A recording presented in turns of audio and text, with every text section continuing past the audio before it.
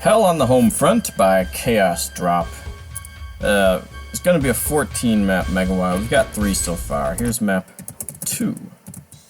First mapping attempts ever by this mapper. This is where I came from.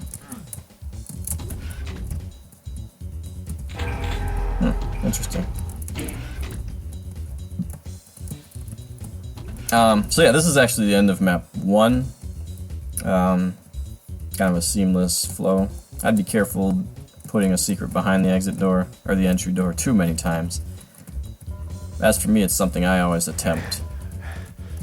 That's twice now where we have one roaming monster.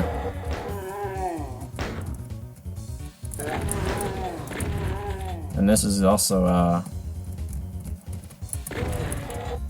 sound block here. I might not do that. I might let the Hell Knight shoot at me. That might make this a little bit more interesting here.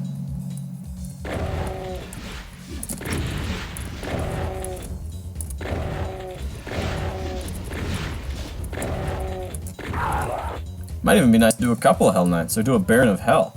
You know, something that you're not gonna kill with just a few shells. Yeah, a Baron of Hell in there. I mean, I don't know if there's not enough weaponry in the rest of the map. Maybe not a Baron, but it would be kind of interesting to have a monster very early on that you just don't have the ammo to kill. So it's like, well, I see that you're at the exit, so I'll deal with you later. I do like the lighting in this map. It seems like we've got some stuff going on. This one is out, so that's not working, but this one is giving you this triangle of light here, and you got some stuff going on there. Looks like there's going to be a light right there. The lamp over there is not doing anything. Yeah, and then we got some shading with the pillar here. Light going around that. Pretty cool. Yeah. Doesn't always make perfect sense, but it's nice to have it nonetheless. Berserk in a backpack. Excellent. Anybody to fist? Sure. What are we working with here? 40, 22, and I've already got all the secrets.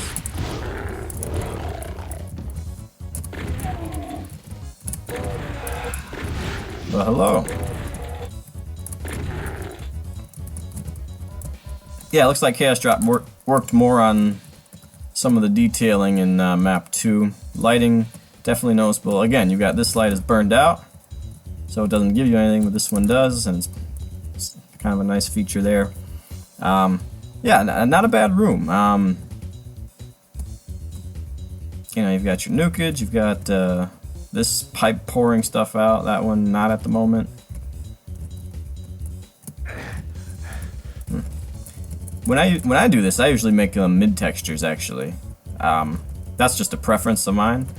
I like to make these mid textures so you can actually go through them, and then I usually make that one sector like a -20. You know, if the damaging floor is actually pouring on you, then that should be a -20. But either way is fine.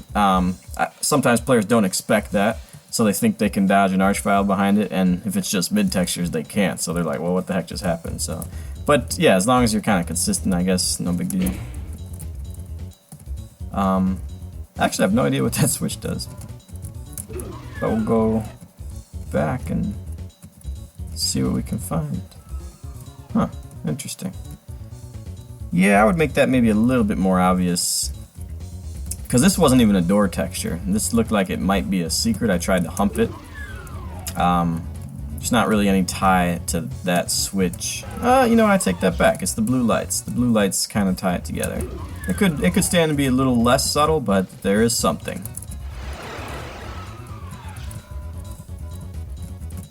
Got the focus music. Where's my rocket launcher, man?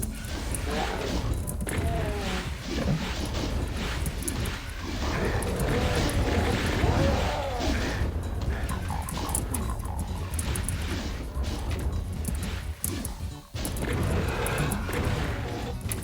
Ooh. That was fun. I like that. You come up the lift right in front of a barrel. That's the second time I've seen that effect, where it's like, if you're quick, you can use the barrel, but if you're not, too bad.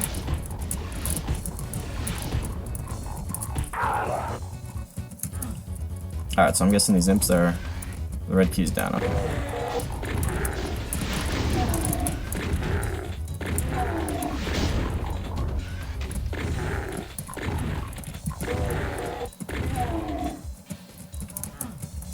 Okay.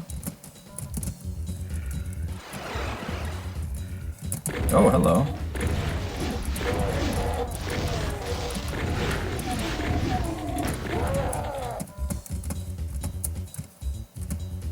I do like when you have to backtrack and suddenly there's extra monsters, new monsters.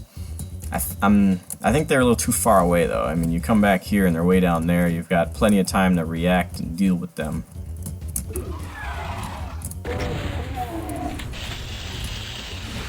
Oh. Well, hello.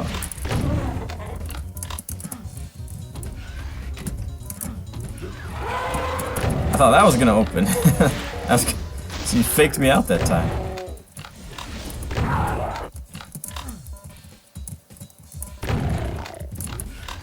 Yeah, these being lifts is throwing me off, but so far it's consistent, so... And here we are.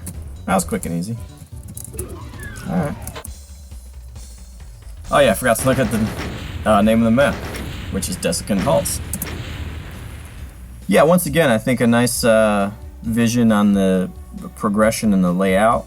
I thought maybe the one time when you backtrack, the enemies are all down below, kind of bunched up waiting for you, was maybe a little off. Maybe a closet can open up as you're coming down there, or maybe they're just a little bit closer already by the time you get back, something.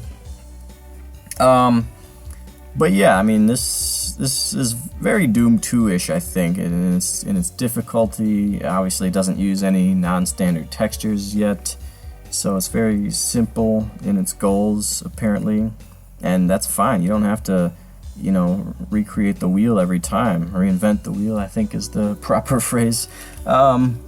So yeah, I mean, total conversions are cool, and new monsters are great if you're into that, and you know, whatever. Brand new textures, stuff like that, sure, but you don't have to do that to have fun. You know, classic Doom is still fun too, and this is doing that fairly well with, I think, mostly just a good idea of how a map needs to progress is the main thing. Is the combat a little bit easy so far? Sure, but I see that visual details being worked on a little bit. So it seems that ChaosDrop is just gonna keep improving. So we've got 3 maps completed so far with a goal of making a 14 map megawatt. We'll see what happens with all that.